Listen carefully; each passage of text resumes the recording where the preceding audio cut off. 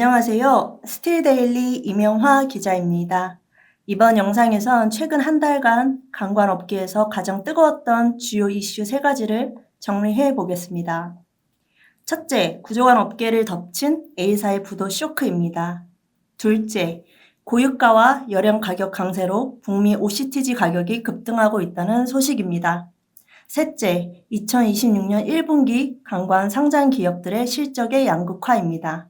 이렇게 주제 세 가지를 말씀드리겠습니다.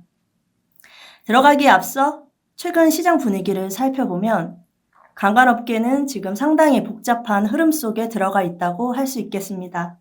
국내 건설은 침체가 길어지고 자금 경색 우려도 커지고 있는데요.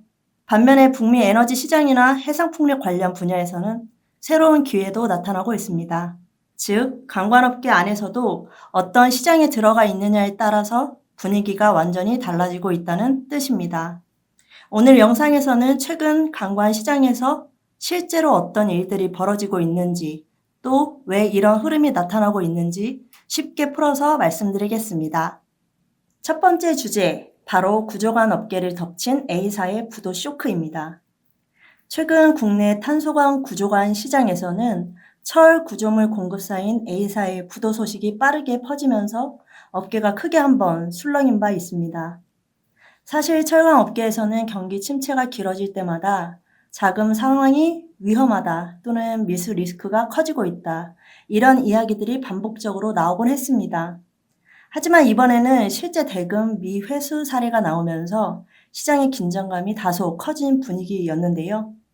현재 8개에서 9개 구조관 업체들이 대금 지연 피해를 받은 것으로 보고 있고, 미회수 금액도 9억 원에서 10억 원 수준으로 추산이 되고 있습니다.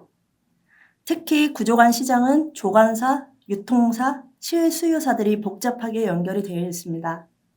그러다 보니까 한 곳에서 문제가 터지면 단순히 한 회사만 어려워지는 것이 아니라 거래망 전체가 흔들릴 가능성이 있다는 점이 가장 큰 문제입니다. 다음 표를 보시는 바와 같이 구조관사들의 영업이익률은 매우 좋지 않은 상황입니다. 2025년 구조관사들의 영업이익률은 가장 높은 기업이 1.9%, 가장 낮은 기업이 마이너스 15.4%를 기록할 정도로 좋지가 않은 상황인데요. 따라서 이번 철 구조물 공급업체인 A업체가 납품 대금을 미루면 A사에 납품했던 구조관사들 역시 연쇄적으로 자금 압박을 받게 되는 시기입니다. 쉽게 말하면 도미노 현상이 나타날 수 있다는 건데요. 그래서 최근 시장 분위기를 살펴보면 업체들이 굉장히 보수적으로 움직이고 있다는 것을 알 수가 있습니다. 예를 들어서 신규 거래를 줄이자, 또는 외상 판매 기준을 더 강화하자, 또는 현금 거래 비중을 높이자와 같은 이런 움직임이 실제로 빠르게 나타나고 있습니다. 그런데 문제는 비용이 계속 올라가고 있다는 점입니다. 여러분들도 알다시피 열연 가격의 상승의 부담, 또 전기료, 물류비, 인건비까지 모두 계속 오르면서 중소조간사들의 자금 운용 부담은 점점 커지고 있습니다. 업계 관계자들의 이야기를 들어보면은 지금은 판매 확대보다는 리스크 관리가 더 중요한 시기라는 말이 나올 정도인데요. 과거에는 물량 확보 경쟁이 더 중요했던 시기였다면 지금은 안전하게 거래할 수 있는 업체인가가 더 중요한 시장으로 변화하고 있다는 이야기입니다. 결국 이번 A사의 부도 이슈는 단순한 개별 기업의 문제가 아니라 현재 구조관 시장의 불안한 체력을 보여주는 사례라고 요약할 수 있겠습니다. 두 번째 주제, 바로 고유가와 열연 가격 강세가 겹치면서 북미 유정관 가격이 상승하고 있다는 소식입니다. 유정용 관관은 석유와 가스를 시추할 때 사용하는 관관인데요. 국내 관광업계에서도 가장 대표적인 제품 중 하나입니다. 최근 북미 시장에서는 이 유정관 가격이 톤당 2,000달러를 넘어섰다는 점이 흥미로운 점입니다. 3월까지만 해도 톤당 1,800달러대에서 움직이던 시장이 4월에 들어서 갑자기 2,062달러 수준까지 급등을 한 것인데요. 시장에서는 이번 상승의 핵심 원인으로 열연 가격 강세, 그리고 국제 유가 강세를 꼽고 있습니다. 현재 북미 열연 가격은 톤당 1,040달러 수준까지 올라왔고, 미국의 철강사인 유코가 열연 가격의 인상을 계속 추진하고 있습니다. 관광 제조사 입장에서는 원가 부담이 상당히 커질 수밖에 없는 상황입니다. 특히 유정관의 열연 가격 영향을 굉장히 민감하게 받는 제품입니다. 원소재 가격이 오르면 결국 유전관 가격도 따라 올라갈 수밖에 없는 구조입니다. 여기에 최근 중동 전쟁 영향으로 국제 유가까지 배럴당 $100를 웃돌고 있습니다. 따라서 시장에서는 유가가 오르면 결국 에너지 투자가 다시 살아나는 것 아니냐라는 기대감도 나오고 있습니다. 다만 과거와는 조금 다른 흐름도 나타나고 있는데요. 예전에는 유가가 오르면 북미 리그스가 늘어나고 곧바로 유전관 수요도 증가할 것으로 기대되었습니다. 하지만 최근 북미 에너지 기업들은 과거처럼 공격적으로 증산에 나서지 않고 있습니다. 현재는 생산량의 확대보다는 수익성을 안정적으로 유지하려는 전략을 취하고 있는 것인데요. 즉 예전 같았으면 유가가 오르면 리그스가 늘어나고 유전관 수요도 는다라는 공식이 있었지만 이젠 기존 공식은 항상 작동하는 건 아니게 되었습니다. 이제는 유가가 오른다고 해서 무조건 시추가 늘어나는 시대는 아니라는 이야기입니다. 대신 최근 시장에서는 프리미엄 유전관 수요가 늘고 있다는 점이 특징입니다.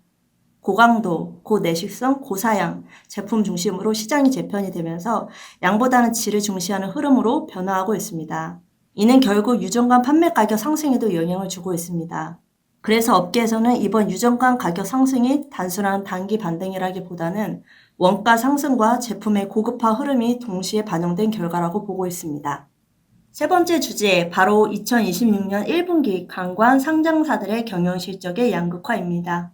최근에 강관 상장 12개 업체의 1분기 실적이 모두 발표되었습니다. 1분기 실적의 핵심 키워드는 한마디로 양극화로 요약할 수 있습니다. 잘 버틴 기업은 확실히 잘 버텼고 어려운 기업은 더 어려워졌습니다. 특히 내수건설 의존도가 높은 업체들의 부담이 매우 컸습니다. 대표적으로 넥스틸은 영업이익이 25년 1분기 대비 77% 감소했고 휴스틸 역시 적자 폭이 확대됐습니다. 건설 경기 침체가 길어지는 상황에서 북미 시장 가격 경쟁까지 심화되면서 수익성 확보가 쉽지 않았던 것으로 분석이 됩니다. 반면 상대적으로 선방한 기업들도 있었습니다.